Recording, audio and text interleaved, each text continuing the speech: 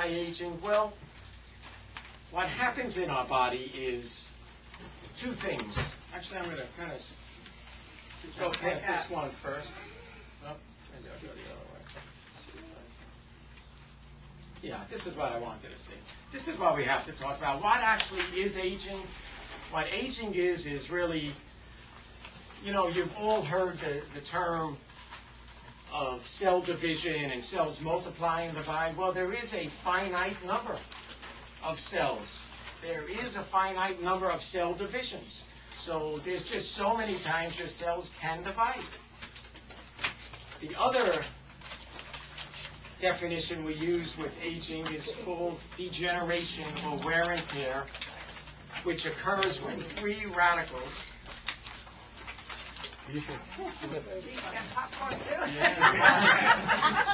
I'm sorry. No, but we do have, for those of you that don't fall asleep, we do have some dessert. So free radicals, have you heard the term free radicals? Everyone good? That's it. We're good.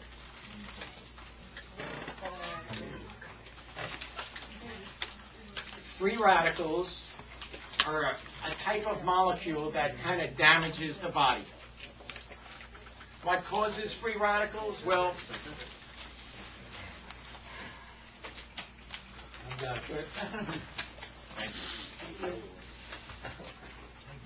radicals are molecules that damage our body's cell structure. The actual structure of the cell is changed. They're formed during the process of changing food to energy. Now, what can cause these free radicals to do this? Well, here's a few ideas for you. Things like pollution, smoking, radiation, pesticides, poor diet choices. All these things can increase the presence of free radicals in your body. Now, I want to talk to you about changing food to energy, because this is something that's not really in there, but I think it's something that's pretty important to discuss. You know, the food we eat, ideally, we're going to take that food, we're going to digest it down, then we're going to totally absorb the vitamins and minerals that are in it, and then we're going to assimilate or use it to help build new cells in the body. I mean, that is one of the greatest inventions ever that guy came up with. To take food and turn it into new living tissue. Oh, I mean, who could have thought of that? I mean, in the morning, a lot of times I have like Special K or Cheerios, you know, I start off with something like that.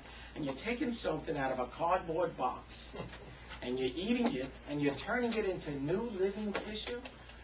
Wow, isn't that amazing? Man, thank you, God. That is incredible how you came up with that idea. Well, the bottom line is, as we age a little bit, a lot of times our digestion does not allow those things to happen. So when we move on in the next couple of minutes and talk about different things, I think it's important to realize that it's not just what you eat or what supplements you take and things like that. It's also about what your body does with it. So anyone here who's like lost their taste for a food, like, boy, I used to really like this food and I just can't eat it anymore. That happen to anyone? Of course it does. It happens to a lot. That's your body's way of saying, I just can't digest it well anymore. I just can't break it down anymore. And when you don't digest something well, the protein particles are bigger than they should be. And very often your body treats that as what we call a foreign protein. So you end up putting something in your body, you don't digest it well, and then you end up getting something called an allergy. A food allergy from not digesting your food properly. And so what do we do when we have it? Well, I'm going to stay away from that food. When it's not really the food's fault for the most part, because you used to eat it, or other people in your family are eating it, or other people in the world, and they're doing just fine with it. But your body is not breaking it down properly. So that's something to keep in mind. We're going to talk about digestion a little bit. Free radicals end up causing heart disease, arthritis, macular degeneration, and even cancer. Cancer are cells that have changed. Cancer are cells that are multiplying faster than they should. So our job is going to be to try to slow down this rate of division and use antioxidants to gobble up these free radicals. Okay, here's some ideas on how our body is going to do it. Hopefully you can read it on your pages there. If not, I'm going to go through it here anyway. Antioxidants are what we have to defend ourselves against these free radicals.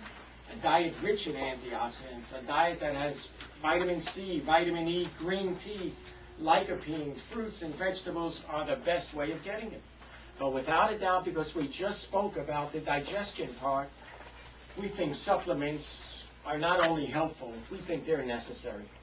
We just think that your body is just not going to be able to take the food, break it down properly, and assimilate it. Vitamin D, perhaps you've been hearing about it, but vitamin D, over 1,000 units, will slow down the rate of cell division. So now you perhaps have understand, wow, this might be helpful for people with cancer. Why it might be? Cancer is when cells are dividing too fast. Vitamin D, over 1,000 units. A lot of your multiple vitamins, we'll talk about, only have 400 units. So for a therapeutic, you're going to have to go higher. Without a doubt, a way to stay healthy and to age slower is to keep your blood sugar lower. Now, one of the things I'm going to offer all of you for giving me an hour of your lives here tonight is that I'm going to tell you that a lot of these things are on your blood tests. And I'm going to tell you a lot of these things your family doctor has looked through your blood test and just said, no disease, you're fine. They give you too big a range. By the time you are out of the range, you officially have a disease.